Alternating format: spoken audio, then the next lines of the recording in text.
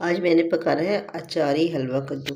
तो पहले इसको मैं ना काट लूँगी, छील लूँगी और काट लूँगी।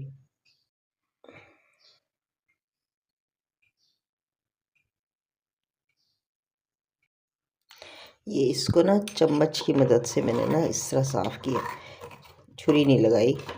ये एक हो गया। इसको काटते वक्त जो रह जाएगा वो काटते वक्त साफ़ कर लेंगे। ये दूसरा,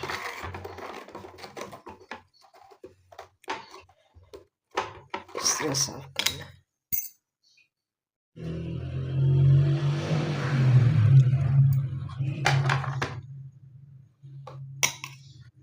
इस तरह टुकड़ों में काट लेना है ना, इसको ऐसे छीलना भी है।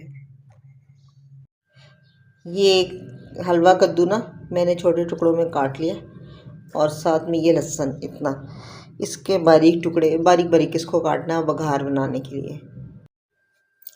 अब ना तेल गरम हो गया है, तो सबसे पहले तेल में डालनी है राई, तकरीबन 1/4 टीस्पून। और जब ये कड़कड़ाने लगेगी तो साथ ही डालना है इसके, ये राई कड़कड़ा गई है।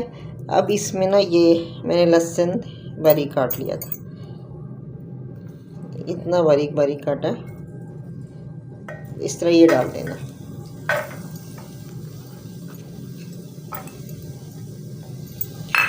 साथ डालना है थोड़ा सा ये मेथी दाना,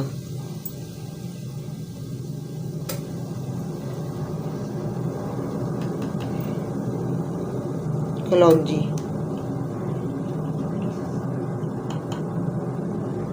ज़ीरा, और इसको ज़रा सा जब भुन जाएगा तो फिर इसमें डालना है कद्दू। अब ये बघार में ना खुशबू आ गई है, तो अभी ब्राउन नहीं हुआ लेकिन ये खुशबू आ गई है, तो इसमें मैंने ये कद्दू डालना है। कद्दू के साथ साथ ये ब्राउन हो जाएगा, वरना फिर ये जल जाएगा।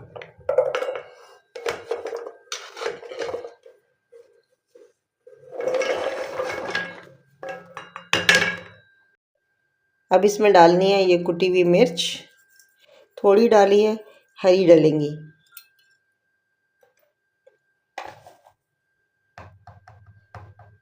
नमक और हल्दी, और ये ढक के रख देना, ये अपने ही पानी में पकेगा। 3-4 गिटके इमली के लेके ना ये भिगो देनी है, ये फूल जाएगी तो बस फिर इसको डाल के कद्दू में भुनाई करेंगे।